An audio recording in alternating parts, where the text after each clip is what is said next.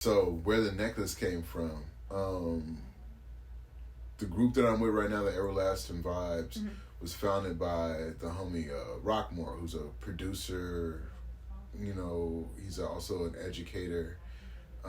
Just a great overall human being, but like probably one of the most creative people I've ever met. And he started this collective in Chicago called the Great Thinkers. And they're a collective of artists, both visual and musical artists, photographers, and, you know, just overall amazing people. But also very mindful of, you know, everything in the spirit, in the sense of like the spirit realm, you know what I'm saying? Chakras, energies, and how all those things flow. Just because of the fact, I realize it takes a lot of energy and, you know, an intention to keep groups of people actively working together cooperatively so that things manifest the way they're supposed to. But there's a young lady who's in a group called Mother Nature who's amazing. You know what I'm saying? Their whole clique, as far as the Great Things, is amazing. They're a sister duo. I don't think they're like blood sisters, but might as well be sisters. Clever and Truth. And so Clever is actually the one who has Fresh Ass Monk. So Fresh Ass Monk basically is a brand that pushes, you know, mindfulness, you know, but also a lot of spiritually edifying jewelry and other products, you know what I'm saying? But she actually designed this, of course, to align with the chakras. I'd have to have her here to actually tell you what each one of these stones represents. But the fact that it's 7 kind of aligns with the actual number, you know, as well.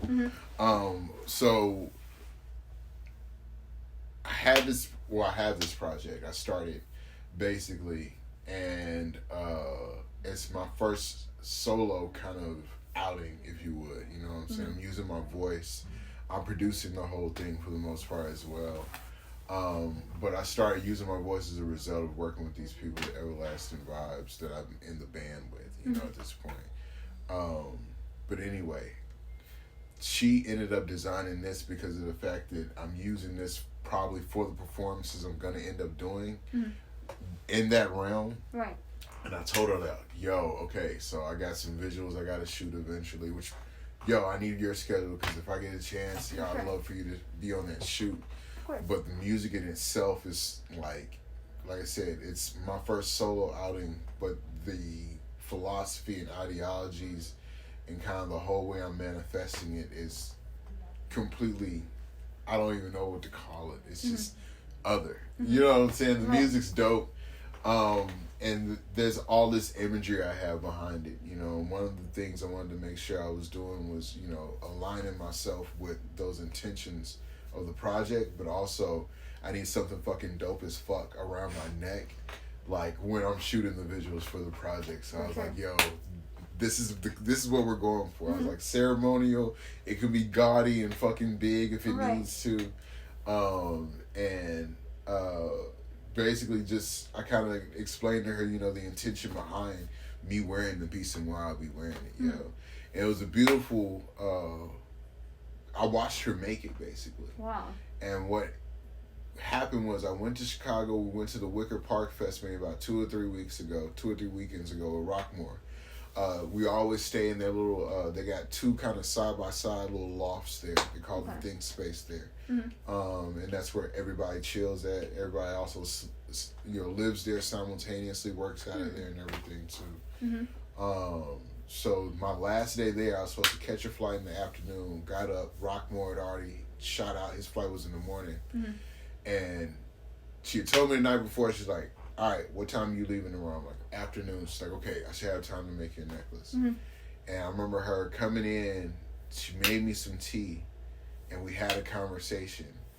And we were just talking, you know what I'm saying, about everything from manifesting intentions to, you know, managing your energy and making sure that, you know, you're keeping yourself in a place where you can function at your highest potential, you know, and your most creative. But as we're just having this conversation, she's just totally working away. It was beautiful. So it's like the intentions from our conversation went into the creation of the piece. By the time she was finished, it was just perfect. I was like, oh my God. But if you feel it, there's a resonance on this. And a lot of people that I'd honestly hand this to somebody that doesn't believe in all this chakra shit. The reason being is because of the fact the energy and the actual crystals is real. You can feel it in your palm. It's heavy. It's a very, it's weighted. But if you hold them all here. Yeah. Wow. So, yeah, it's a different feeling. Yeah. It's like, it's heavy, but there's a energy to that heaviness. Is. Wow. Ooh. Yeah. Wow. So, literally, that's what I felt. So she let me hold all of them in my hand before she put them all into the piece. Huh. And I just remember sitting there like, oh my gosh, what the heck is this? Right. You know, and just feeling that energy. Right. I was like, okay, and I'm going to wear this around my neck? Oh, shit. So, yeah. But, yeah, that's where the piece came from. Wow. And that's kind of what it was inspired by. It's like this next foray that I'm about to undertake as an artist. I wanted to make sure I was just going in right. Right. No, it's a really, really nice piece. And I like how it's like you're wearing such a casual outfit, but somehow it still works. The pre-workout outfit. Yeah. Yeah. No, but it works, and it looks really good. Yeah, and I feel like it's giving me good balance. You know, I wore it at our performance too. Nice.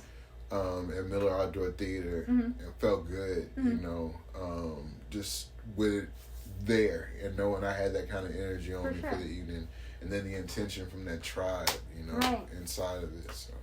It really does do something, though. So it's like I have garnet and citrine on my necklace. Word. Yeah. Citrine. So it's like, I noticed the one. I was like, it looks kind of like it could be, but I don't know. And I have a few in my backpack as well, and I trade them out whenever I feel a certain way, you know. Yeah. But it really does make a difference. Whether it's, I don't know. Yeah, it's interesting. I feel like it also comes down to your willingness to believe. You know what I'm saying? And I feel like people choose and pick different things to believe in. For sure. And all those beliefs, you know, I feel like are pacts that you make with the universe because you're allowing something to enter in a particular energy to come in when you state or attach yourself to a certain belief. So for sure. I always feel like the intention is, you know, can be placed, especially in things that were here before us. Hence the stones. It's like, yo, rocks actually do cry out. And they're way more powerful than you would think. I went to the rock store where I got the ones that I have, and he goes, oh, look, I got the shungite over here, you know, powerful, whatever. I was like, oh, okay, cool. And he literally brought a flashlight. You know how there's two pieces usually, and then you put the batteries in the lawn? He brought the piece that was just the light portion, and he put the shungite on the other side of it without the batteries on the other side. And the light turned on. Wow. And I was like, what? You know what I mean? They don't teach you this in school, that, you know, rocks have a certain power. It's like rocks are dumb. They're just, you know, they're over there in our pots. You know what I mean? Yeah. It's like, no, they do things. They legit do things. So after that moment, I was just like, yeah, for sure. Word. You would never think of that, you know? Yeah. They really made electricity. So. Yeah. But it makes sense because they're grounded. Yeah. You know what I'm saying? For sure. So they're charging literally on the ground. Right. Just crazy. And depending on where you get them from and what's native to that land and stuff, it's a very interesting, the whole thing is it's pretty cool. It's pretty cool. The one that you have on the very bottom, is that a different one? Is it the same person? Yeah, same person. Okay. So when we first went out to Chicago, this is the first one that she gave me, nice. you know what I'm saying, with resonance around the heart chakra and everything else like that. So it's also intentional about kind of where it hangs and where it lays itself. And, you know what I'm saying, just like I said, it's just a very loving community there in Chicago with those people, yo. It was literally a second tribe. But yeah, she made both of them. Nice. Yeah. Yeah, they looked very cohesive almost with each other. I almost thought they were connected at first. And then you took the one off, I was like, oh, wait, okay, there's two. Yeah, it's a lot of energy around my neck right now. It feels all warm and shit. It's weird. I love it. Word. So I guess we'll start off then now with, what is your name? Where are you from? My government is Shaman Austin. Okay. But I created this moniker, Ichikara Valdez, what is it? maybe like 6 or 7 years ago, probably started Killing Collective, which is the record label and distribution label that, you know, I'm owner of, you know, co-founded with the homie Joel Martinez from Havocoro, Sergio Silvera, and Christopher Cantu. I guess how did I get started in all this? I've always been a fan of art, so I was always an art kid. I was always mostly drawing, you know what I'm saying, when I was coming up. And music was always kind of like, it influenced the art, if you would. So, you know, a lot of what I was listening to, you know, ended up kind of carrying over into not so much me drawing, but being inspired. I was always listening to something. But I feel like a lot of people who end up going into music didn't necessarily either start always off as musicians, but also probably, if they did, had other things as well. You know what I'm saying? Because the only thing I can remember musically, like where I felt like I might have been talented when I was a kid, was I could memorize music. So I had an ear for it, you know. I find that funny because I do see like that connection with a lot of people. Like I had an interview with my friend Langston yesterday, and he was saying the same thing. He's like, "Oh, I'd like write out every single movie, like the lyrics to the songs and stuff." And I was like, you know, I was kind of that kid in a way too. And I was like, okay, everyone kind of did this in a way. Yeah, we all have these little quirks and things about us, but a lot of it pertains to how we retain information early on. You know what I'm saying? And the things that we choose to retain. You know, and that are very particular. Like my son right now, his memory is ridiculous as hell. He's like, how are you keeping all this stuff in that head? And you're like 10. You know, it's wild. But then I remember being very particular about things at his age and like remembering certain things that were just important to me. Right. You know, and music early on, it was classical music in particular. Like they used to have competitions here, basically like music enrichment competitions back in like the early 90s, like late 80s. And they basically have you go in and test your knowledge on memorizing classical pieces and shit.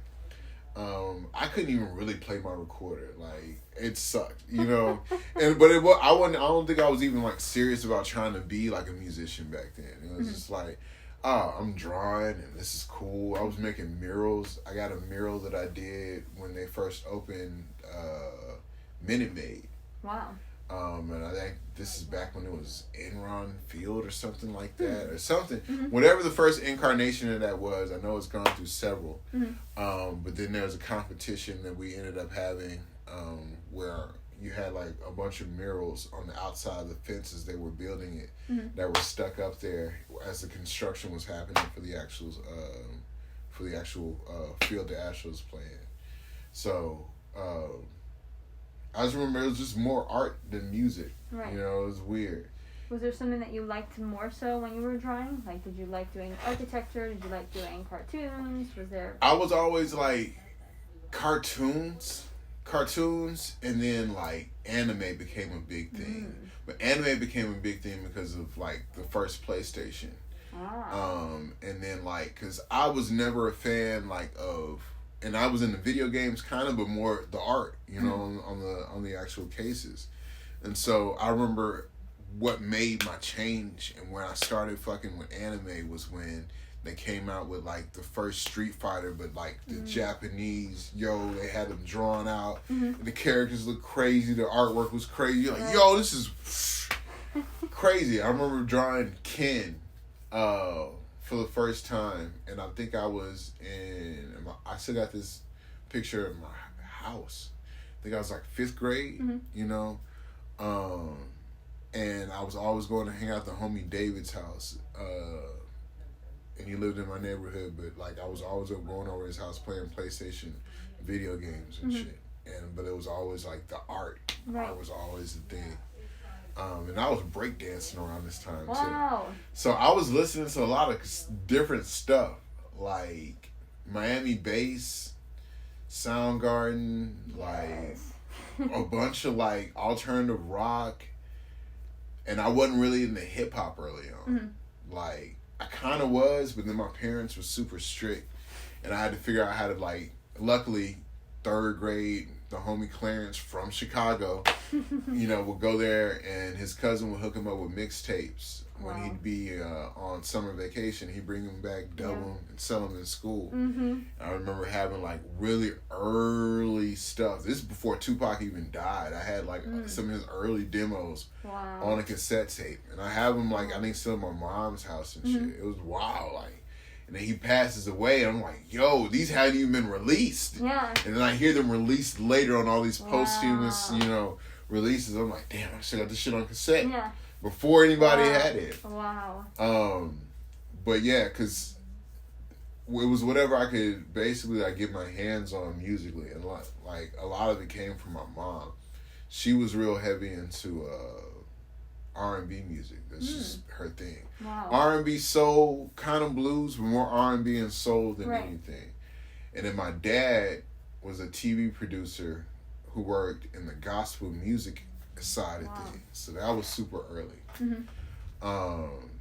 So you got gospel music, soul, R&B, and then the hip hop was like any influences I could get from like my friends hanging out. And the alternative rock was because I was listening to 104 like here, and that was like the main station back in the day here for alternative rock, and almost like that MTV era. So when I think about it, I don't know why I lean toward hip hop production so much later on. Yeah, like I literally was making and listening to everything, but I remember getting deep into hip hop once it was more accessible to me, and I feel like that's when I had a job and I can go buy my own records and buy all my own shit, and I wasn't like depend on my parents to buy nothing. For sure. So when that happened, it was like, all right, cool. I can go ahead and afford my own collection. That's when I just started going straight hip hop. But it was a lot of New York influence.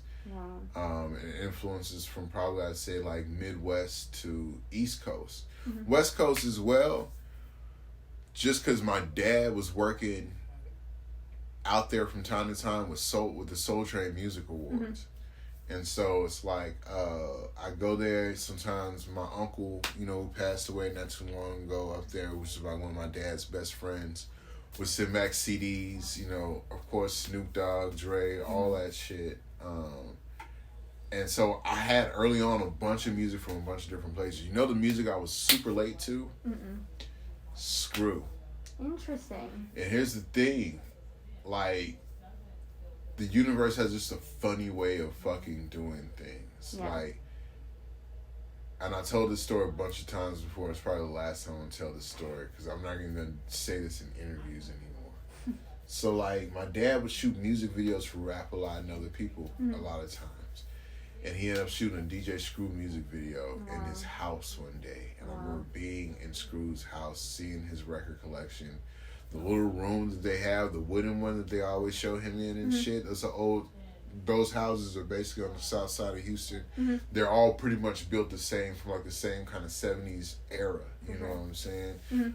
So they have the same and similar look to them. But I remember being in that room. I remember playing with his little pit bull in the front while they were shooting in the back. But I also remember when I was like that little, just it was so many records. But I didn't get into the Screw culture until later. But even when I did, like, it was Fuck Action. You know what I'm saying? And Fuck Action was a series, of course, hence the title. Bunch of fucking, you know, slow jams and you know, just raw ass fucking MCs over all this like slow down music and shit. But it's basically just remixes. Early remixes, but like done in a very syrupy, you know, chopped way. But I didn't get into that until like high school. I didn't really dig Houston music until high school. Because I feel like because I went from the northwest side, which is like Cypress Fairbanks, over to A-Leaf. A-Leaf, right at the beginning. Basically, my whole high school was spent in A-Leaf. And only like the last semester of 8th grade. All the rest of that shit was spent, you know, in Cypress. And I feel like a lot of my music influence also had to do with my friends and the people I was around. For sure. You know what I'm saying? And it was a heavy Asian population and also a heavy Latin American population there. You know what I'm saying? So people from all over the place, fucking Vietnamese, down to Japanese, down to Filipino people, you know, down to Salvadoran and, you know, Venezuelan. Like, I had all these mixtures of fucking friends. It was crazy. And it was just interesting because, like, this is probably like one of the first instances I had of kind of, you know, understanding like the multiracial international field that kind of Houston represents. Going to A-Leaf. Going there even before A-Leaf though. Oh, okay. And then I got to A-Leaf and it was even more expensive because I had never had Pakistani and Indian friends before, and like, you know, friends from just different parts of the Middle East, you know, Lebanese and all these things. And it was like, it was wild. But all those influences, these people and their friends and their parents from all different parts of the world, you know, were all, I think, were kind of really early on influenced and helped kind of just mold my ideas about music and shit. Even I think I remember wanting to go, and I went to Hampton for my first year of college because of the fact that it was in Virginia. Wow. And the Neptunes and Timbaland and all these people were from Virginia. I went in as a music major not knowing shit about music. Yeah. Nothing. I was still making Fruity Loops beats. You know what I'm saying? And it's like, but it was all hinged on just all these influences and kind of, you know, reveling in these people from all these different places. And kind of just grasping a lot of different ideas about music from a lot of different places early on. I know that's a very long-winded answer. No, that's a good answer, you know? It's kind of interesting to see that you would go to Virginia. You don't know much about music going into it, and it's cool to see that you actually stuck with it, because I see so many people where it's like they'll go into something like, I love it, I'm in high school, this is great. They might get the 4-year degree, they might not get the 4-year degree. But at the end of the day, it's like they don't even use it. They don't even enjoy it, you know? So you knew, you just were like, I'm a little real fresh right now, you know? Yeah, I had a lot to learn. Like, I had a lot to learn. I had a long way to go. I still feel like that to this day. You know, I never feel complete as a musician or even a producer because I'm like, there's so much knowledge, you know what I'm saying? And there's so many things out there to fucking acquire that'll help you up your game. For sure. But it's endless, you know, as far as the things that you can learn and all the nuances of this art. Because, like, dude, you can literally die never knowing it all. It's perfect, you know? That almost is stressful for me sometimes. Cause I'm like, there's so much to learn. There's so much to I know. And then you're trying to live your life while learning. While learning. You know what I'm saying? Right. All the time. Right. And then sometimes people are gracious enough to pay you while you learn. Yeah, that's like, true. Not knowing that you're still learning. You got into a level of proficiency where it doesn't look like you're learning, but you know you are. Right. That's where I am with DJing right now. Really? It's interesting because I got into a certain point of knowing how to play just about everywhere. But then I got comfortable with knowing the places that I like to play. Right. You know, what type of music I like to play. Right. You know, what really interests me. But I always feel like, you know, what I started doing, luckily this year, is DJing with other people. And so I'm getting to hear other music and other things people dig for and shit. I'm like, oh, this is crazy. But it's weird also because, like, I don't know.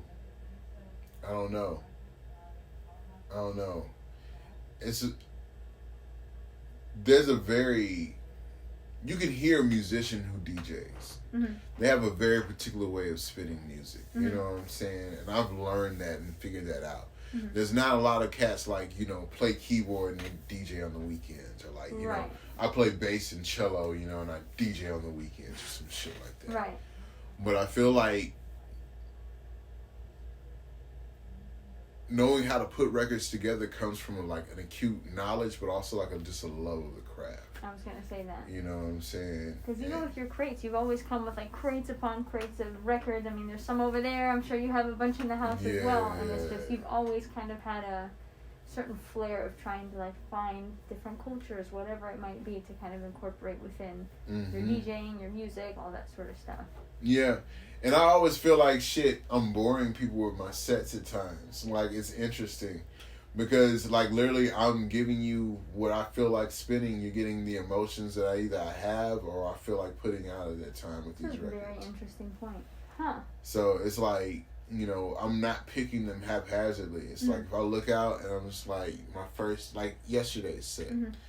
Lady came up, first thing she asked me is like, and I hadn't even played shit yet. Maybe got like 1 or 2 records in. And she's already up. And it's like instantly like Karen mode. Like, oh no! Yo, like, so are you gonna play any EDM today? Do you know this artist? I know you don't take requests, but I'm like, yeah, I'm gonna get in some house and some EDM. And that was like the first person that came up, and I'm like, man, fuck y'all. I'm playing fucking funk all day. I'm like, yo, I didn't give a shit. Like, I was like, fuck this shit. I'm going to be up here, I'm going to try to enjoy myself, and then you get that one person who just comes up, and it's just this simple compliment, and I'm already in the mode of rolling my eyes at everybody, because I'm like, oh, you're going to hear, what the fuck do you want to hear? And she's like, I love everything you're playing, and you just like, oh. Oh, perfect. That's really tricky. You never really think about that, because it's like, yeah, there's always going to be a variety of feels within an audience, and then it also can kind of, like, mess with your flow as well, if you're like, I want something that... nothing like what you play. I want something else. It's like, I'm hired by the bar, not by you. Yeah, straight up. Like, these people, like you're actually not paying me shit. Right. You know, and the culture there is, because I have the residency at the Marriott, so it's a pool. Nice. I spend there for like 4 hours every Sunday, and this is like my 5th year doing this shit. Beautiful. Which is crazy. Yeah. Fucking nuts. Yeah. That's nuts to me, bro. It's nuts. In a good way or a bad way? In a good way. But then also I've seen the city change. Yeah. You know what I'm saying? The culture's change. Everything. So when I first started, I get tipped like stupid amounts of money at times to play somebody's song. Right. And I wasn't even as experienced as I am now, but I'd find that bitch for $40 or $80 because it's the high roller. He's sitting in the back. He sends his little girlfriend up there. Right. She's like, okay, cool. Yeah. You know, and it goes from that to people almost feeling like you're there solely for their entertainment, but for the cheapest possible price. Like, I can smile at you and you're supposed to play my song. Oh. Or I'm supposed to come up here and be able to ask you, but you're not supposed to be able to tell me, no, you can't do it. Right. You know what I'm saying? So I'm dealing with those people now. Like, are you serious? No requests? I'm like, no. No, dude. You know what I'm saying? So... it's always a balancing act of like loving this shit at the end of the day, and then also figuring out how to keep doing it, despite everybody not knowing and not being in love with music the way that I am. Right. You know what I'm saying? And the majority of people like music; they don't love it. Yeah.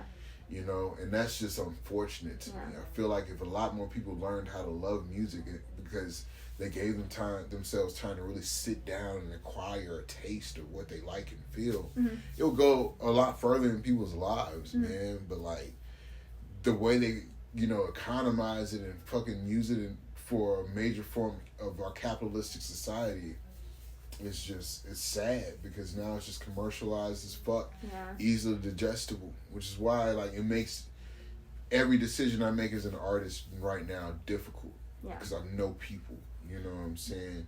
And I know what it means to have to deal with basically folk who could give a fuck less if it took you this many hours, days, or months or years to work on some shit. They don't care. You have to care about this more than they care about it. Right. And that's really what it comes down to. But then it goes into your intention of doing it. It's like sometimes you're going to care about it so much that you're the only person that's going to make it worth it because you're the only person that's going to be putting money into it. And then sometimes that passion, flows over into other people and becomes their passion too, and you have people that are allied with you in what you're trying to do. True. Which is difficult. Right. Because a lot of people have to realize, like, in order to kind of give yourself in that way to an artist to support them in that way, it's literally like you sharing an experience with them, but empathizing with them on a level most people will never get the chance to do. But you're giving yourself time. You know what I'm saying? Yeah. And most people don't give anything time when it comes down to music right now. Yeah. Like, I hate the fact that I know a bunch of albums I've listened to in the last 6 months that I've spun maybe 3 times, and that's it. Mm-hmm. Like, I still haven't been back to listening to J. Cole's shit. And I know it's a dope-ass project. I rocked it, but I rocked it for a whole week. Wow. And I can't go back anymore. Like, it's all right, cool, I got that. That's on. And now that I'm thinking about it, I'm like, damn, I'm an artist right now. Everything's a flash in the pan. Yeah. You know what I'm saying? And that's the reality of where we are. It's like, yo, like, you got to keep fucking souffling each time you fucking hit the fire. Yeah. You know, if it doesn't, it's like there's nothing to see here. You know, throw it in the trash. You fucked something up. Yeah. Like, it's just weird. Oof. Especially with DJing, I feel like it's a lot like that. Yeah, DJing, I've gotten to the point where, like, it's blessed to be in the position that I'm in because I literally just get paid to play what the fuck I feel like playing now. Which is good. You found the right people. Yeah, it doesn't matter if I go there and I disappoint an entire hotel crowd because they want EDM or trap music and I didn't feel like fucking playing it. Right. Like yesterday, there were a bunch of places I could have gone. Mm-hmm. Thought about it and I was like, it's 4 hours. Right. I really don't care. Yeah. I can't see anybody out there anyway. All the conditions aren't always right when it comes down to those gigs either, because shit, it could be raining. True. Or you're on the other side. But anyway, yeah. Like with DJing, it's like, that's my job at this point. Yeah. You know what I'm saying? I like it, but I do it to make money. Right. You know what I'm saying? Like, and I feel like you're always going to have to find that thing inside the music industry if you're going to be in the music industry. How are you making money? Right. Just, you can say that you do it, but you can't say you do it professionally if you're not making money. Right. Like, so I can't tell people I'm a professional DJ or professional anything in the music industry. You can tell anybody you're a rapper, but are you a professional rapper? Right. You know? It's true. So it's like, I'm a professional DJ at this point, taking the gigs I want to take. I don't promote myself because when I get residencies that don't require me to promote, it's like, why? Yeah. But then I also realize it could bite me in the ass later on because people are like, oh, we didn't know you did all these things all the time, everywhere. Right. No, we're not going to hire you because we didn't know you did all these things all the time, everywhere. Right. But then also it's like, I feel like it's always the balancing act of the next thing because eventually the next form of income I want myself to have is going to be off of touring and merch. You know what I'm saying? Shows and merchandise. For sure. And that's where I want the next step to be. So how the fuck do I get there? I have to really figure out how to wake up every day and work toward it. Exactly. Just like DJing. Yeah. I ended up really DJing because we started Killing 2014, moved to the East End, hopped in that house over there off of, and I had saved up money because I just quit my job teaching. I think I only had like 5 G's, and that shit was gone in a month as soon as we got there. Right. And I had to sell my car, so I hadn't had a car, and that money went fucking quick. And everything was to like buy equipment, pay rent, always something, you know. But I managed to figure out as a grown person how not to ask or even need loans half the fucking time. I was just scrapping, hustling, and figuring it all out. Right. So with DJing, I had to fucking start DJing and get gigs and get paid for it because I'm like, yo, I'm sitting in a studio all day. I'm just really working on my music. Right. And I hated recording other people. I still do to this day. I hate recording other people a lot. Especially if I'm not working on the project. I hate recording other people. I'm not that guy that likes to sit there and like, but I had to do that too. Yeah. You know? Right. So I had to suck up a lot of what I didn't want to do and learn how to do it and get good at it so that I could always have multiple forms of income that weren't on the outside of music. Like I personally, thankfully, never had to drive fucking Ubers or Lyfts. You know what I'm saying? Never had to go deliver pizzas in the last 7 years. Didn't have to go back to a teaching or a tutoring job, you know? Just so happened to fucking get these opportunities that all center around me being knowledgeable about music and DJing. Yeah. You know, and not even being the fucking most technical and illest, because I would surround myself with those people. Right. So I stay sharp. For sure. But like, I don't even remember where the fuck we started. What was the question? What was the question on that part? I got a reverse in my head too. I'm like, wait. But yeah, you said something about it must be hard, you know, kind of balancing. Yeah, the same thing with DJing. But I feel like personally, like I said, you find your hustles and they just become your hustles, you know.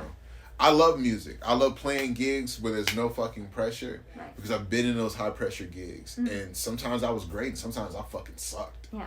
You know? And like I've cleared out dance floors as a DJ before where people just like were not fucking with the set. Wow. And left. Mm-hmm. Like it happened to me at the Dive one time and it was a very humbling experience. But then it also put me in a very strange position. Because I don't know if word got around, hey, don't hire this nigga. You can't DJ with him. He'll clear your dance floor. Wow. Fuck that. Well, I don't know if that actually happened. Right, but you never know. But you never know. You know what I'm saying? But then also, I always show love because I always bring people. You know, I was able to give 2 other people fucking residencies. You know what I'm saying?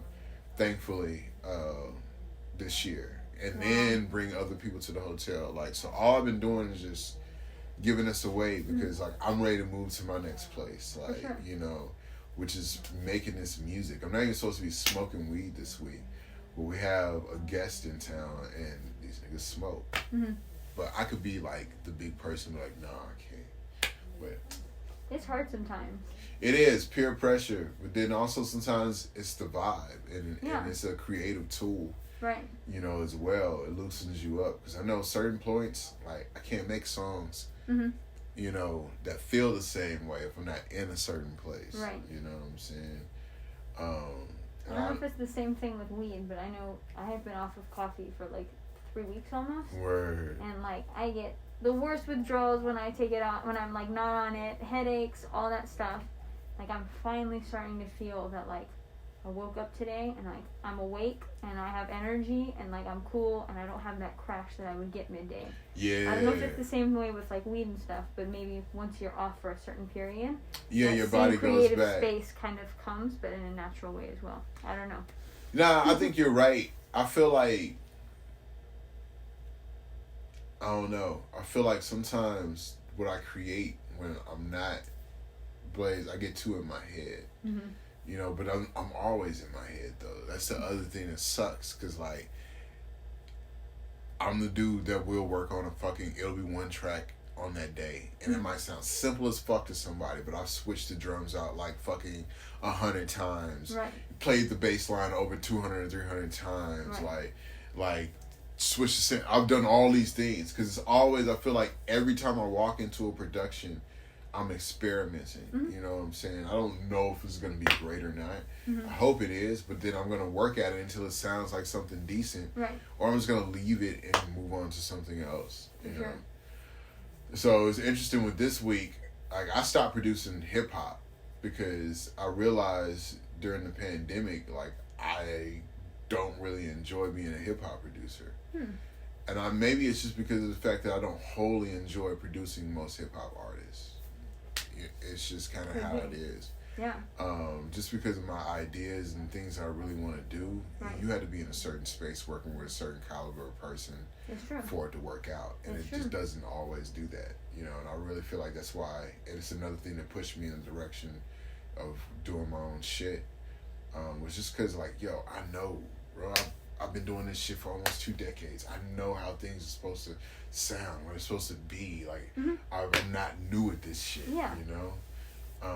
And it's less of having to teach and coach and all that stuff of other people, and you're just like, look, these people don't listen to me anyway, so let me just do it for myself, and I'll just do it the way I want, you know, start to finish sort of thing. Yeah, and then even the sound that I have right now, like, I've stretched out so much outside of where I was when it was just me and this MPC, into so many different things. Like, I hated trap music at first, hated that shit.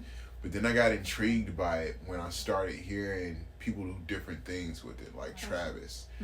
I credit cats like Metro Boomin too, because a lot of people don't realize, like, this nigga did this nigga worked with James Blake on his last project, his last official joint. But then Metro Boomin made a James Blake and Travis Scott song. Like, come on, dude. Right. Like, his sound is clearly growing past where a lot of people kind of get trapped at. For sure. Because they're very basic. Yeah. You know what I'm saying? And I hear the musicality in his shit, which excites me. Mm-hmm. But even more so when Astroworld came out, because I feel like Astroworld was a lot of people's first time hearing, oh shit, these live musicians outside of like Nipsey and 1500 or Nothing in California, but you're hearing like on this grand kind of level, these live musicians making fucking trap music, and fucking Sicko Mode had 3 or 4 different parts to it, but live musicians. That intro of that crazy sounding organ, I've been following that guy like since fucking his Travis debut. It's been on everybody's albums. Wow. You know? Wow. And I feel like musicality is really finding its way back into music on that level, because unfortunately the artists a lot of times with these basic trap beats, there's an audience for that. Cool. For sure. But that Travis level and that Kanye level is a whole different thing.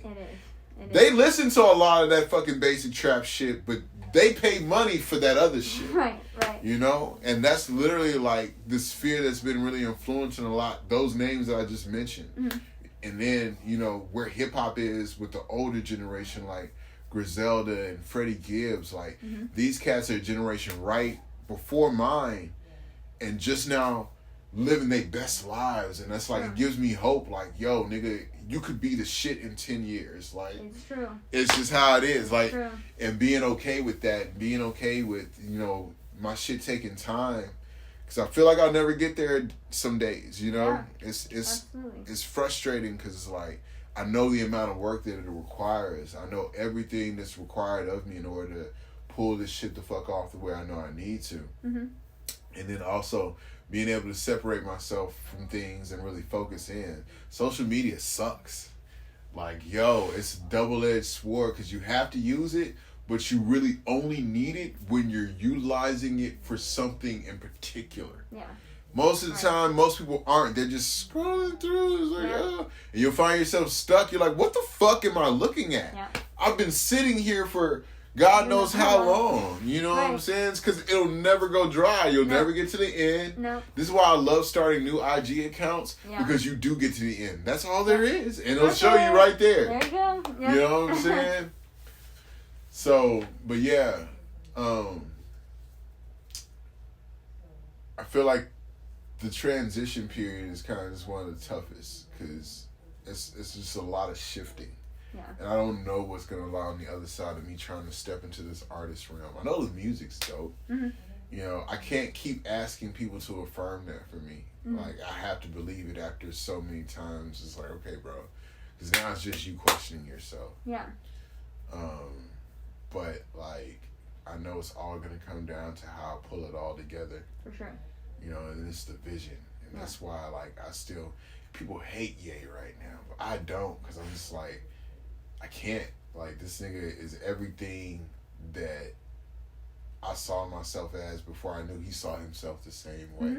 Yeah. You know what I'm saying? And it was just, he's always been the person after Dilla passed and, like, Madlib's like Big Brother, but Ye is like, okay, he's always going to push the envelope. Where the fuck is he going next? Right. You know, he's the reason I still make little beat tapes and shit. And, like, of all these different sounding crazy ass fucking beats. For sure. But it's just like, it's a lot of fucking work, yo. But it's an everyday thing. And you got to stay on it every day. And you gotta do that while balancing the rest of your life with all these other fucking things. It's so true. Do you have anybody that you're able to at least work with on a certain level that kind of makes the process a little easier for you? What ends up happening is people dip in and out. Like, I have a guy that does a lot of my art right now that I love.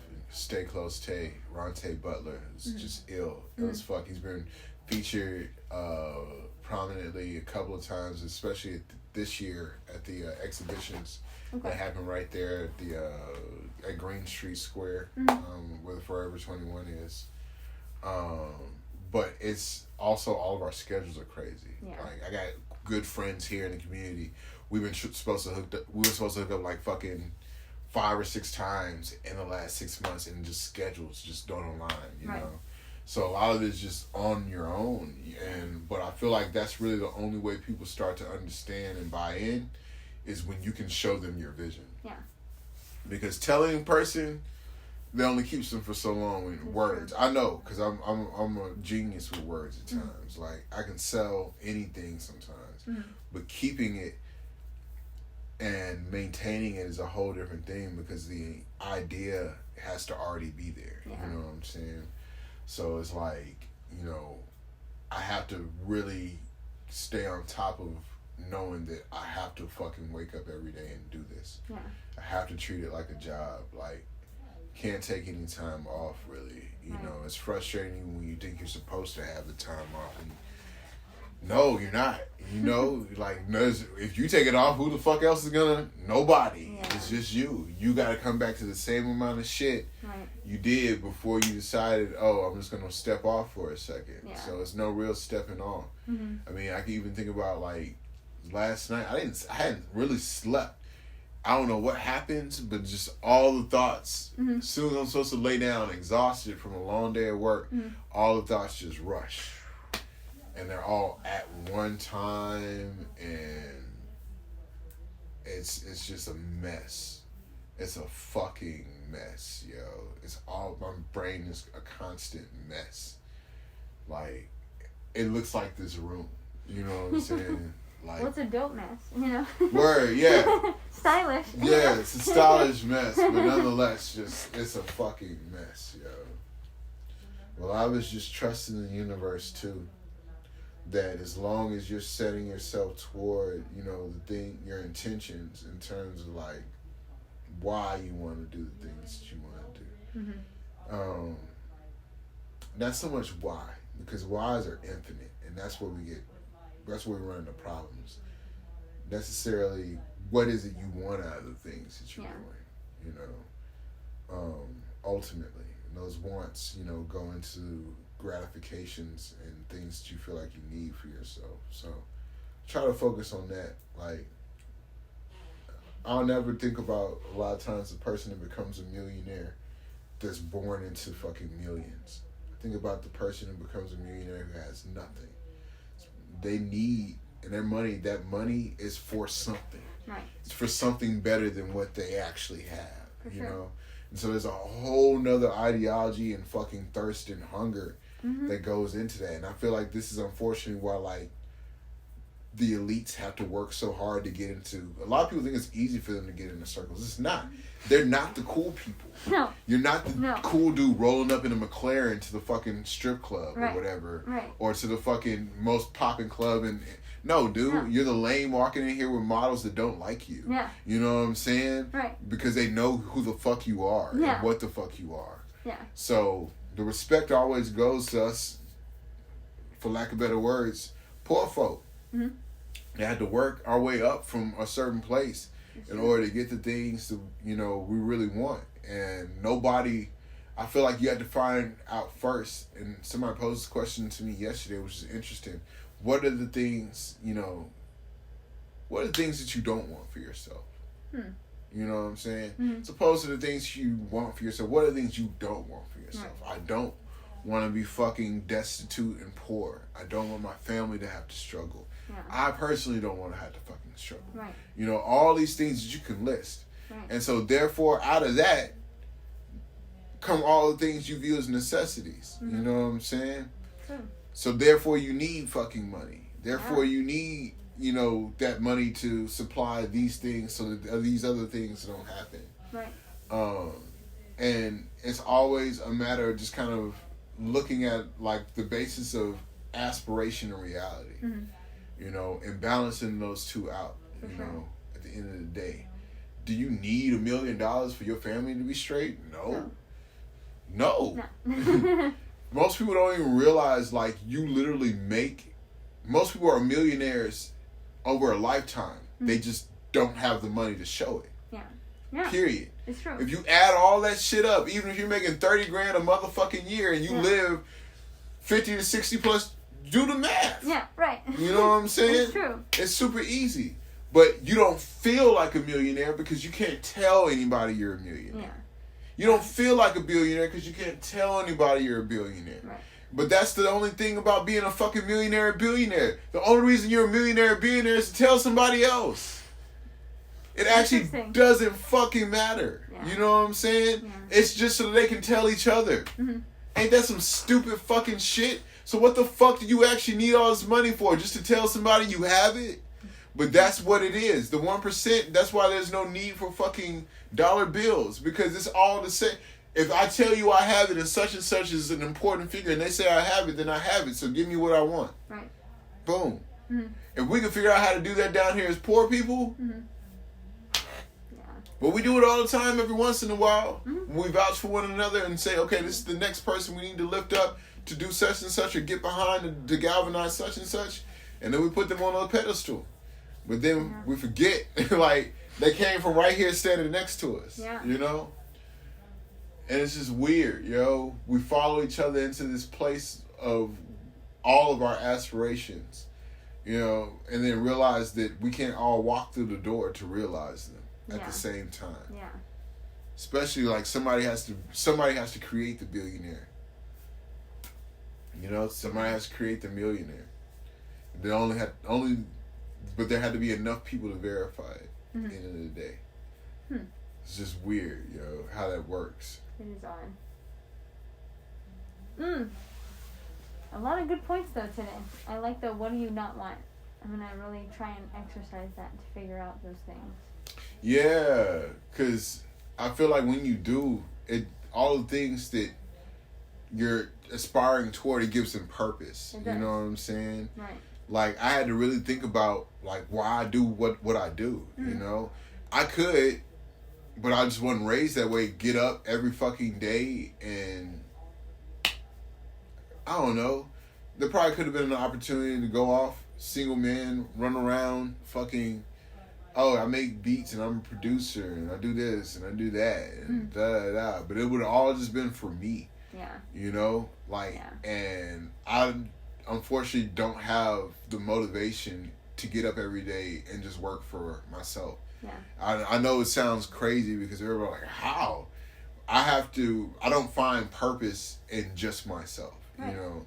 Like, my purpose has to be given towards something greater than I, than just me. Mm-hmm. You know? And I feel like anyone who finds that they are their only sole purpose on earth has been completely misled as to exactly what reality is and where and who and what they are in the midst of that thing. Right. You're a creation, bro. Or ma'am. You know what I'm saying? At the end of the fucking day. Like, you didn't create shit. Something created you, and then those things created you. The ego that you think is separate from you is the same. It's all just one thing, but you're a creation. Yeah. You're a creation of everything around you that you interact with every fucking day. So true. You know? So to get up every day and not say that you don't owe shit to everything that created you is fucking ridiculous to me. You know? It's ridiculous, but we allow people to live that way. Yeah. And I feel like it's okay sometimes because of the fact, you know what? Let this fucking selfish motherfucker go over there and look like a piece of shit in front of a bunch of normal, regular run-of-the-mill folk. Let them look, because we got to know what the assholes look like. It's better that they're out in front and not hiding amongst us. Fair enough. You know what I'm saying? So now we know what not to do when it comes down to trying to hold somebody up to esteem next time. Right. But we never actually learn most of the time. Not the whole of us. Yeah. Most people continue to make the same cyclical mistakes. I think that's the only reason we ever have celebrities is because we have enough people living cyclical lives for them to exist. You know what I'm saying? You're recycled back down and not learning the lessons that you needed before. So you're always in praise and homage of other things, but not the true things that created you. Right. You know? This celebrity didn't fucking feed your motherfucking family, give you a job, put you up in the house, didn't do shit for you. This motherfucker doesn't know you. Yeah. You know what I'm saying? Right. So at the end of the day, the furthest extent that you should have of them is entertainment because of the fact that they're choosing to be entertainers in this realm, whether it be music, the arts, fucking TV, whatever. You know what I'm saying? But to give your life and sacrifice and all this bullshit to these motherfuckers is like, it's beyond me sometimes, you know?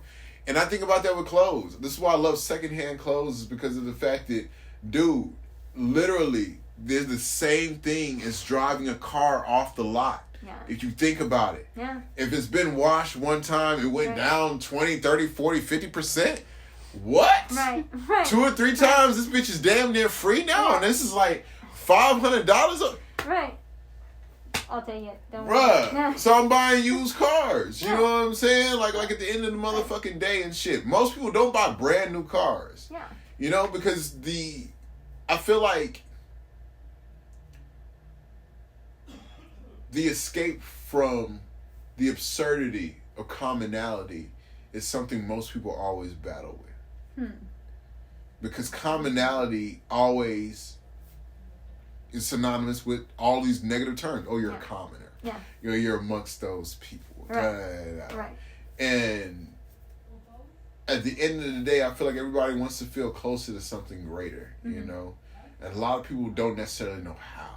Yeah. There's so many different avenues, and a lot of those avenues, if they're not intrinsic, you know, are coming from a good fucking place, you know, and they're not coming from a place that's genuine even to you, because it's not an idea that you're adopting to yourself that's native to how you think, you know, so I'm just gonna keep going off on these tangents. I keep forgetting where we start. You're fine. But yeah, I don't know. I have all these grandiose ideas. Like, I wrote this down. I keep looking at it because I have to do these things.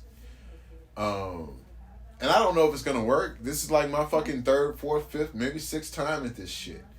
You know? There's nothing wrong with that, though. Yeah. You know, I know, like, social media makes you feel that way sometimes. It's like, oh, these 20-year-olds, they're, like, millionaires, whatever they are. And it's like, it's not always 20-year-olds. Like you said, certain musicians, certain artists, certain photographers, certain whatever. It's like, they're older.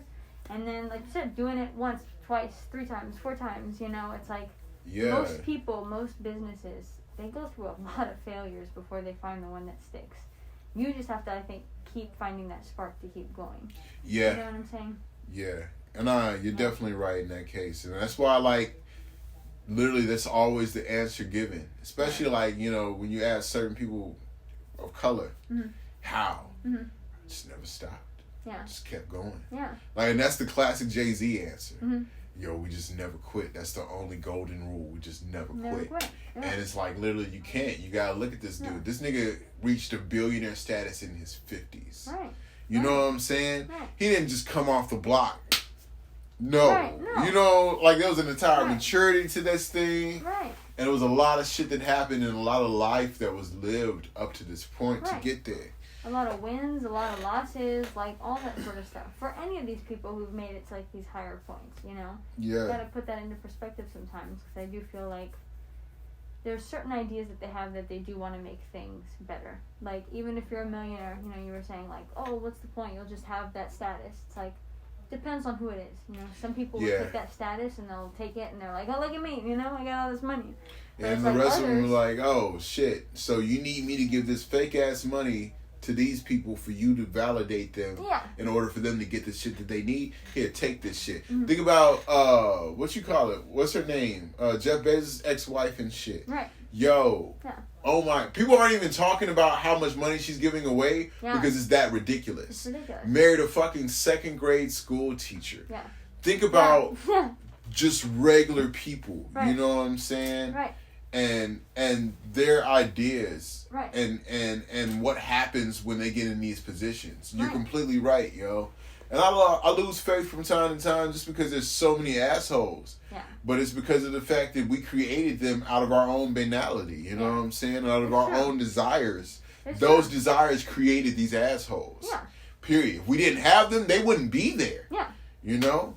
Also, if you didn't have them, you wouldn't know to what extent I think people could go. So it's kind of nice to have them, but you gotta, like you said, be aware of those who are the Bezos wives who are like, look, I'm still going to donate. I'm still going to put my time and effort towards these things. I'm still going to do these things with these organizations and, like, devote my time the way that makes me happy. Mm-hmm. Others, it's like, nah, I just want to be shot up into space for however, bro, and it's just like the most ridiculous. And then tell people, you guys did this. You paid for this all. Yeah. Like, we're supposed to be proud. You know, like, but your Amazon employees were like, I would have walked out if I would have been on the floor that day. I'm like, okay, fuck this shit. Yeah. And I've done that shit before in jobs. Unfortunately, we're in a place right now in society where it's not that easy. Yeah. You know what I'm saying? People need these things. And it's not scary. It's just we're in a very interesting time. Yeah. And I feel like it's more spiritual than a lot of people are willing to admit because it's a lot of trust and a lot of things that you can't fucking see. Yeah. Oh, and that's the fucking kicker. Like, you have to be able to step out on a faith that's unfounded now. Yeah. Because the church ain't saving nobody's ass. You see what I'm saying? They ain't, like, the government ain't saving nobody's ass. All these none of this shit is saving the world right now. We going to shit. Yeah. It's a lot of crazy shit happening. You can't go to the Bible and say it was written. No, it wasn't. Yeah, right. No, it wasn't. Fuck that shit. How to get through this? Like. Yeah, no, dude.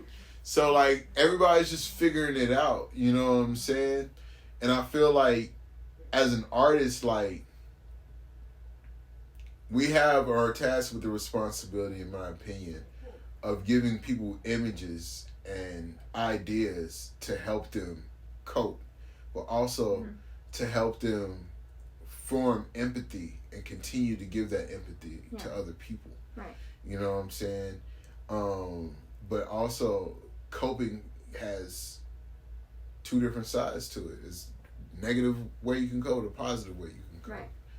I feel like we lean a lot into the negative, though, because of the fact that it feels gratifying because it's cyclical. Yeah. You know what I'm saying? Coping positively means growing and everything always changing. Mm-hmm. But you have to realize the change in itself is a necessity of the manifestation. Yeah. Like the butterfly has to fucking emerge. Right. You know? Right. The life cycle has to complete. That's why people are afraid of death, because like, don't complete my life cycle. Bitch, you just coming back. Yeah. Like, literally. If we've affirmed the one thing that I feel like we've affirmed as far as energy never being able to be created or destroyed, I feel like it's the only thing that we need to be assured of in science. The rest of science is all going to be theory for fucking ever, because it's always going to be based off of energy. Yeah. Ultimately, it's going to come down to fucking energy. Yeah. You know? So all of these things are theorized, but then also we're not the creators of energy, so we don't always dictate how it behaves. So therefore, like, we can only theorize about everything here. You know what I'm saying? And so, with that being said, all the possibilities of just creating anything that we want on a whim are always going to be there. And I feel like that's the energy that we create from as artists. It's just like, anything's fucking possible. Yeah. Whatever it is. I just don't want to be that motherfucker at 60 that I had to share a stage with at 20. Still out there rapping his heart out, but then you ask yourself why is he like doing it? It's because he just loves this shit. He's gonna work a regular ass job the rest of his life. He'll never be a professional rapper. And then you meet these people who, generation maybe or two ahead of you, still doing it, but still under the impression that, yo, somebody's gonna discover me at 50 and I'm gonna be out here on tour and I'm gonna be just doing it up. I've never seen that happen in rap. Because rap is a very cold and fickle.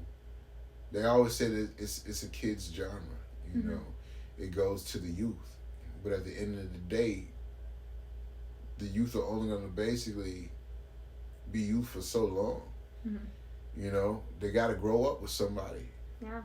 You know, there's always gonna be kids making music, and maybe they will always be the biggest stars. But even if you think about like your Travis Scott's, this thing is almost 30. Yeah. You know what I'm saying? And it's ill because I think his audience is still in their fucking 20s and in their teens. Right. My daughters, like, My daughter's she's going to the Tyler the Creator concert and shit.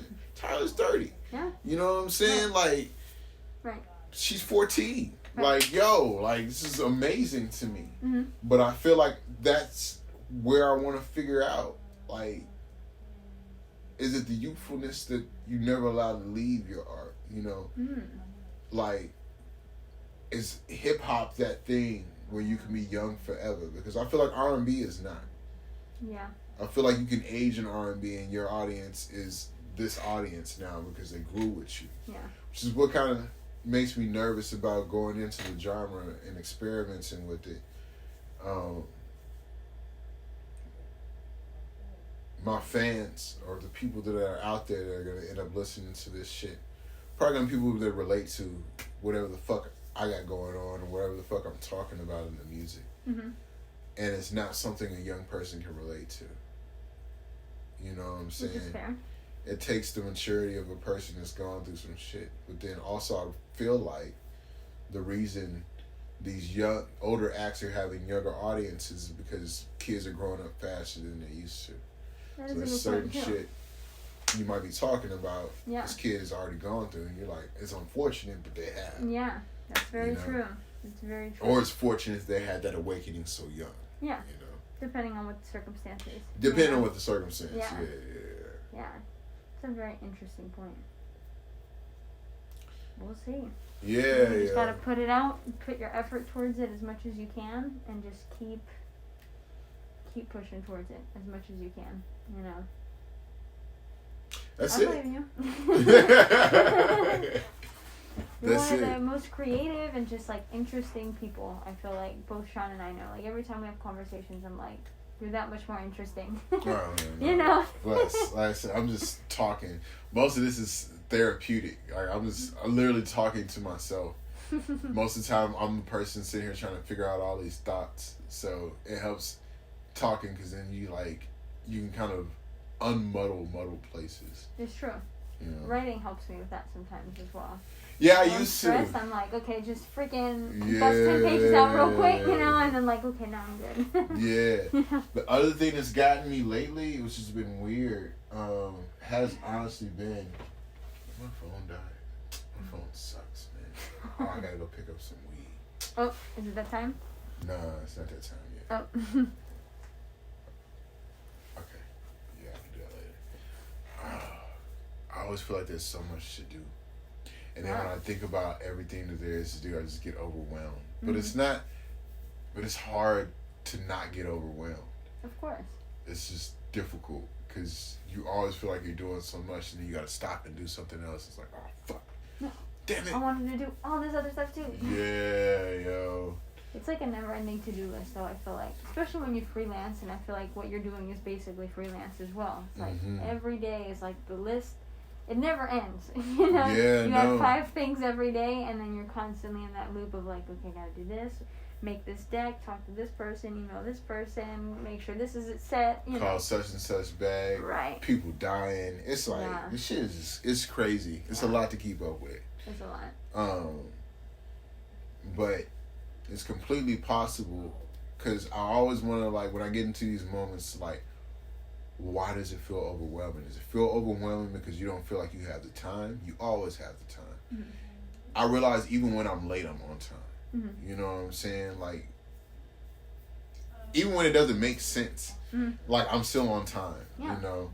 It always works out somehow as well. Like, I'll have my weeks of, like, severe stress, and I'm like, there's no one calling me for bookings. This is awful. Do I get a job? What do I do? Mm-hmm. The next week you get a gig that comes through that's $1,000, $2,000. You're like, oh, what the... Like, all last week, yeah, dude. You know? Yeah, straight up. And that's really kind of what it's been. And, again, it goes back to kind of what we're saying with trusting the universe, because...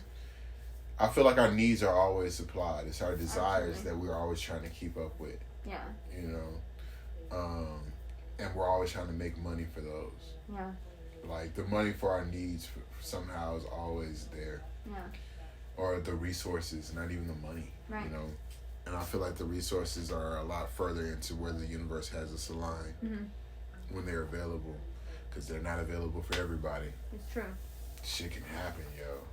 Trying to see if I'm gonna have to go back on unemployment if we fucking close down again. But they didn't give me my motherfucking money, yo. I was only on that bitch. They ended the motherfucking program. Didn't let me back in that hole. I was like, fuck it. So I've been hustling since like, I think the program ended last December. Mm-hmm. So January to now, it's just been whatever. I've just been out in this motherfucker, like, fucking SBA loans and crazy shit. I got denied for one, like, approved for the other. Fucking, it's just been, it's all over the place, yo. It's a lot. Filling out paperwork, submitting things, this, that, yeah, yo, just trying to do as much as I can. End of the day, but literally, I want to find new forms of work. Mm-hmm. Like, I'm getting bored with the work that I'm doing. Mm-hmm. You know what I'm saying? Like, DJing is cool, but like, it's boring now. And I don't like doing it all the time. Right now, it's like, I know, now I can feel myself going like, okay, this is a job. Mm-hmm. Oh yeah, I'm just here to make this little quick paper real quick.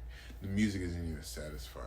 Mm-hmm. Like, once you learn, that's the weird thing about DJing. Like, once you learn 600 to 700 songs and you know how to put them all together, you played them all before, there's only so many different combinations you can make, and that's how you make your set almost brand new each time. Yeah. You know, you throw in a few new joints, but it's always a mixture of shit that you played weeks or months ago that you reintroducing that they probably only heard one time. Right. You're only hearing this again. Mm-hmm. Like, and it might be one song, you know, but like, you get to a point where you got like 1,000 songs that you rotating in, you know, kind of just manipulating over this period of time. But then after a point, you heard them all. Yeah. You know, it's like, oh, okay, cool. Oh, yeah, I could do this. I played this before. Right. That's why I kind of look forward to the season. I've enjoyed it, you know, mashallah, just being able to stack some paper for the fam. For sure. But the season ends in like September. Everybody goes in, you know, and then starts up again back up in the spring. Mm-hmm. But I'm gonna try to find out how to fucking get all this shit popping, so that I can make a whole another form or a whole another couple forms of income. For sure. Doing something else artistically. Yeah. Like I said, whether it's just music shit. I really want to work on films for people. Nice. Because a lot of the shit I make, in my opinion, is very cinematic. You know, dynamics and all those things. Right. And it's something that, like we were saying earlier, it's like some people don't even pay attention to that element. Yeah. Or they're not even aware. They're just doing, it's like with anything, film for film's sake, music for music's sake, photos for photos' sake. So it's like if you have that push and you feel that desire, it's like it's never too late for anything. You know what I mean? It's right. never too late for anything. You're right. And just getting myself into that space of like, I don't know what it's going to take or what else am I end up having to do. Mm-hmm. First time there, you know what I'm saying? So You're surrounded by a lot of good people too. So if you ever have questions on any of those things, you just ask, you know. You'll have an easier time going that route than I think just trying to figure it out all by yourself, you know. Bless, yeah. I appreciate it. Yeah, of course. My biggest thing really is I don't question the art anymore. I'm past that point. What I do question at this point, I don't know if that was a mosquito. I have to kill those. I hate them. It looked a little fast, so I don't know. Yeah, it might have been a gnat. Which is better. I'd rather gnats. Marketing, yo. I have to get into the UK with my shit. I know I have to. And just trying to get myself to these places, music submissions, not knowing do they need to see it 10,000. Yeah. In the States, it's fucked up, yo. They're not gonna. I can't go to any submissions, mag sites, or anywhere unless I have like 50K or more. Right. As far as followers, and you're like, what kind of world are we living in right now, dog? And the irony is that like those people sometimes don't even have like legit fans that show up to their shows. So it's like the way you're even gauging it, it's like such a whacked out way. You know what I mean? Somebody that I really respect did it in a very unique way, and it was Jay Electronica. Huh. So the way that he got on was the first introduction is you have he basically ended up Eternal Sunshine of the Spotless Mind, taking that concept and making this mixtape out of it.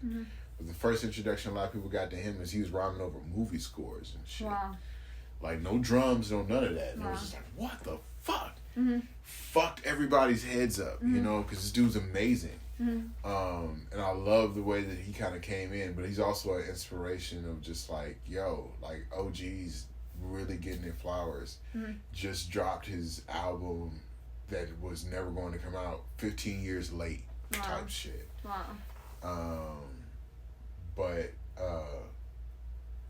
yeah, like what he ended up doing was originally he'd go into like philosophy chat rooms and shit, and he was just conversationalist. He'd get in, and then he'd eventually get into the topic of music, drop his music in the chat room or somewhere, and spread it that way.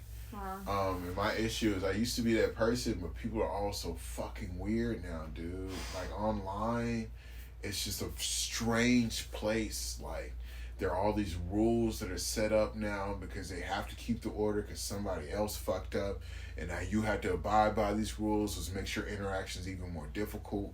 Reddit being one of those particular places. You can't post here because this thread has these rules. And if there's one little thing outside that rule, you're off. You don't even see it. Cancel you. Out of the room. You're like, what kind of... Right. What so, is this? Right. I don't know, you know, how to get... I know I can make this shit. I just don't know how... my phone's being weird. I just don't know how to necessarily get to the places I need to be anymore. Can't jump on planes. Emailing is the worst, you know, hoping somebody hits you up on social media. I've gotten as close as Benji B on Twitter and shit, but like you had to have like a community around you or be a part of a community in these days and times. Like, and I still hadn't found mine online. I don't know what it is, you know, where I feel comfortable and feel like I can be open with folk, you know. It's just, online is very muddled, and I don't like it just because it's like, I can't see you. I'm not really having a conversation. Not really getting to determine if I even like you or not. You know, we're just figuring this out right here. So, I don't know. I'm going to have to find a community of some sort, yo, and that's where I feel like it's going to have to start. I just don't know where it's going to be. Do you ever dabble in cities like LA or New York? Even in Chicago to a degree? Chicago, yeah. And I want to honestly figure out, I have connections in these cities to a lot of people, which is good, but Chicago and probably Atlanta are two big places. That's true.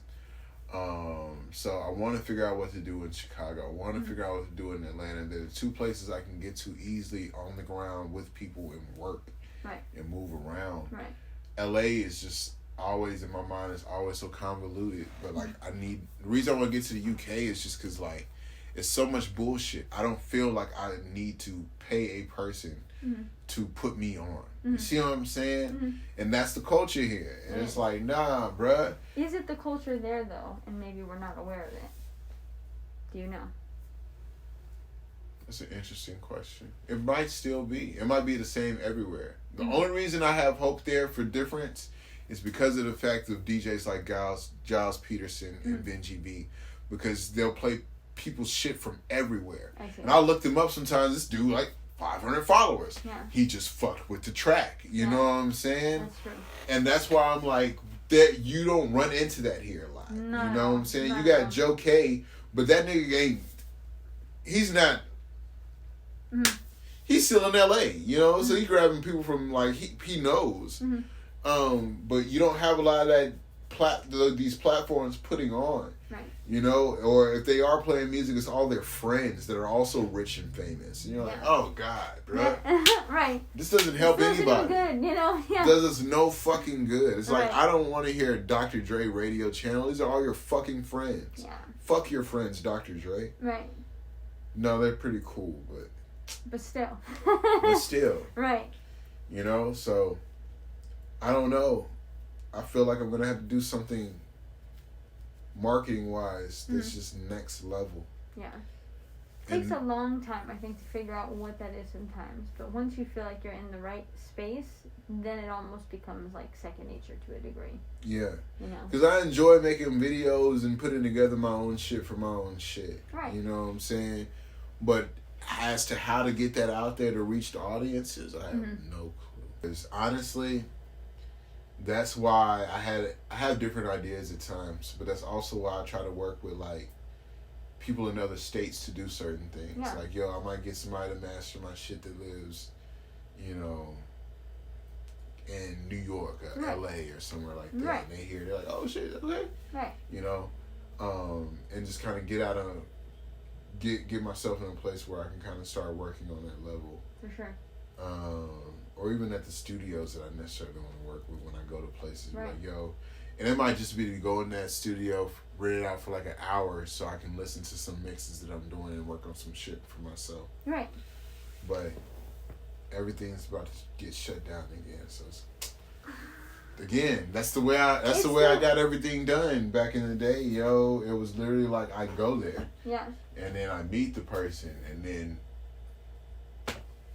it's hard. I think like this past year has been very hard for a lot of people and just figuring out how to like, I'm used to doing things this way, but now we got all this. So now I gotta like reformulate what I was doing to figure out how to fit it within this mold. Mm-hmm. And then we open. It's like, I don't know if we're open. Texas might be. I don't know how Texas is going to kind of, the way Abbott's pulling the strings, I don't know. I don't know either. You know? I just know that I need to finish this month. Let me make the last bit of this money. Yeah. Just let me finish this month. Yeah. And then do whatever the fuck you need to do next month. Right. I'm just planning on trying to get through the rest of this month. Of course. Like shit. Yeah. So, we'll see. We will see. At the end of the day, though, it'll always... At least I like to think it'll always work out in some way, fashion. You might not expect it, but it'll come. And that's an interesting thing because when it doesn't work out, how are we thinking about it in the way that it did not work out? So is it short of our expectations? And is that why it didn't work out? Because if we had expectations about something, as far as the outcome of something we didn't have any knowledge of in the first fucking place, we had false expectations. Yeah. You know what I'm saying? So, like, when it doesn't work out, what's not working out? I think that's, like, the biggest thing. Is, like, whenever an event doesn't work out, a show, whatever, it's, like, you kind of have to look at what you did wrong. Like, every time. You can't look at, like, oh, like, I did everything right, and this is clearly something didn't go right. Something didn't go right. Right. And it's an evaluation. It is. And you got to flip the script at the end of it and still be grateful for that experience because it's like, well, technically now I'm learning something new to now implement somewhere else. So every experience you have is like a valuable one. Mm-hmm. Whether it's good or shitty, you know, it's like you still learn something. Yeah. Hopefully. And if you don't, you gotta like kind of rewire your brain and figure out like, okay, I need to learn something from this. Yeah. You know what I mean? Yeah. Yeah. At least that's how I like to look at it for certain things. No, that makes perfect sense, yo. Because like, I try to get out of using the words right and wrong. And try to just get into the, you know, more of the experience of the moment, you know, and what was the lesson there? You know, was it gratitude? Was it you need to do this better? Was it whatever it was? You know what I'm saying? What happened? Because usually when things don't go right, you can pretty much chart back to like something. Right. You're like, oh fuck. Yeah. Like, but then I've also had those times where I did everything I could do. Yeah. Just still didn't turn out right. Yeah. You know. And that's still not a bad thing either. You know, sometimes it's like crowds, sometimes it's people, sometimes it's, I mean, it could be so many things. So it's just like, still, even if it's not to your complete expectations, it's like try and figure it out for yourself. And if it came out beautiful for your own sake, feel like, yo, the visuals were dope, this was dope, like, consider that a win. You know what I mean? And I think the satisfaction has to be like just from yourself in terms of like your art, you know, at the end of the day. Are you satisfied? Right. Absolutely. You know? But then I also feel like what leads us to lead lives as artists is we're never satisfied. Yeah. Like I don't give a fuck. Yeah. Like even with the Everlasting Vibes show, one we were just like, oh cool, and then people were like, oh my god. Yeah. Like, could have been better. Yeah.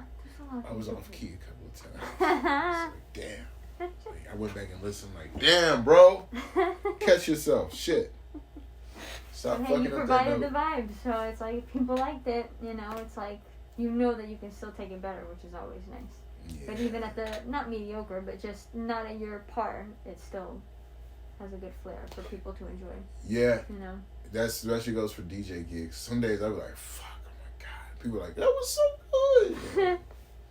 You're like, alright, thanks, I guess. For real. And it cross-correlates. I think the thing that always weirds me out is that this type of conversation, like, correlates with, like, every single business. Like, never feel like it's only your business of, like, see, it's me, music sucks. It's like, photos, I deal with the same stuff. I'll do photo shoots where I'm like, this shit is ass, you know? Yeah, this is ass. And they're like, oh my God, it looks so good. Thank you so much. And I'm like, great.